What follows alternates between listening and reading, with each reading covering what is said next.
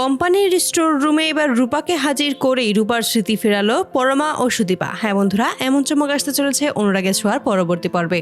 সুদীপা ও পরমা ওই কোম্পানিটাকে দেখতে আসে এবং সেখানে এসেই স্টোর রুমে প্রবেশ করে। সেখান থেকেই সমস্ত অতীত জানতে পারবে, এই কোম্পানির বিষয়ে সমস্ত কিছু জানা যাবে। এইরকম উদ্দেশ্য নিয়েই স্টোর রুমের ভিতর প্রবেশ করে। তবে সেখানে এসেই রূপার ছবি দেখেই হতভম্ব হয়ে যায় পরমা ও সুদীপা। দুজনই দুজনের দিকে অবাক হয়ে তাকিয়ে থাকে। পরমা তখন বলে, এটা তো মায়ের ছবি, মায়ের ছবি এখানে কেন এসেছে? তখনই সেই ছবির উপর থেকে ধুলো সরালে রূপার নাম দেখতে পায়, আর সেখানে দেখতে পায় যে রূপা সেনগুপ্ত লেখা। তখনই বুঝতে পারে যে তার মানে এই রূপাই হলো সেনগুপ্ত পরিবারের শেষ উত্তরাধিকারী। তবে ওনার তো মানসিক অবস্থা খারাপ, উনি কিভাবে বা সবটা ম্যানেজ করবে? তবে তার আগে যেভাবেই হোক ওনার স্মৃতি আমাদের ফিরিয়ে আনতেই হবে।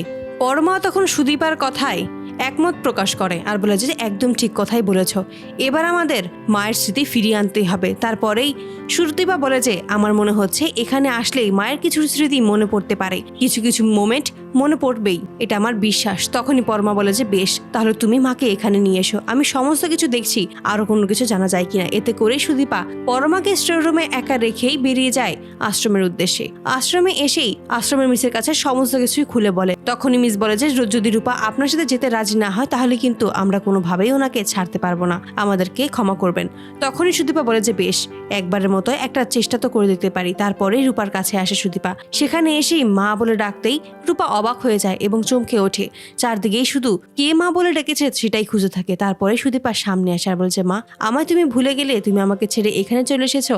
আমি যে খুব কষ্ট আছি মা, তুমি এটা বুঝতে পারো না? অবাক করে দিয়ে সুদীপাকে চিনতে পারে রূপা। তখনই রূপা বলে যে মা তুমি ফিরে এসেছো, আমি তো তোমার কাছে যাওয়ার জন্যই ব্যাকুল হয়ে আছি, আমি তোমার সাথেই যাবো মা, তুমি আমাকে একা ছেড়ে কোথায় চলে গিয়েছিলে? সুদীপা বুঝতে পারে রূপা আবারও তাকে চিনতে পেরেছে। তখনই মিসের কাছে আসে এবং মিসের কাছে বলে যে রূপা সমস্তটাই চিনতে পেরেছে, তাকে বুঝতে পেরেছে সে আসলে কে। তখনই রূপাকে মিস জিজ্ঞেস করে তুমি কি ওনার সাথে যেতে চাও? তখনই রূপা জানায় হ্যাঁ, আমি আমার মায়ের সাথেই যাবো। এসব বলেই তখন সুদীপা রূপাকে নিয়ে সেখান থেকে চলে আসে একদম স্টোর রুমে। কোম্পানির স্টোর রুমেই তখন রূপাকে হাজির করে এবং সেখানেই রূপার ছবি এবং সমস্ত কিছুই রূপাকে যখন বলতে থাকে, ঠিক সেই মুহূর্তে রূপার সমস্ত স্মৃতি ফিরে আসে। রূপা তখন এক ঝটকাতেই সুদীপাকে চিনতে পারে, বুঝতে পারে যে এটাই হলো তারই মেয়ে, একদম তার মেয়ে, তার মায়ের মতোই হয়েছে। তারপরেই পরমা তখন বলে মা তুমি ঠিক আছো? পরমার মুখে মা ডাক শুনেই কেমন এক অনুভূতি হয় রূপার। তখনই বুঝতে পারে এই দুটোই হলো তারই মেয়ে। তারপরেই রূপা সুদীপা ও পরমাকে দুজনকেই দুই হাতে আঁকড়ে নেয়। তো বন্ধুরা, তোমরা এটাই তো চাও জন্য এবার এভাবেই কোম্পানির স্টোরে রূপাকে হাজির করেই রূপার সমস্ত স্মৃতি ফিরিয়ে আনতে সক্ষম হয় সুদীপা ও পরমা। তোমাদের মতামত অবশ্যই জানতে ভুলো না। ভিডিওটি ভালো লাগলে অবশ্যই চ্যানেলটি সাবস্ক্রাইব করে আমাদের পাশেই থেকো। ধন্যবাদ।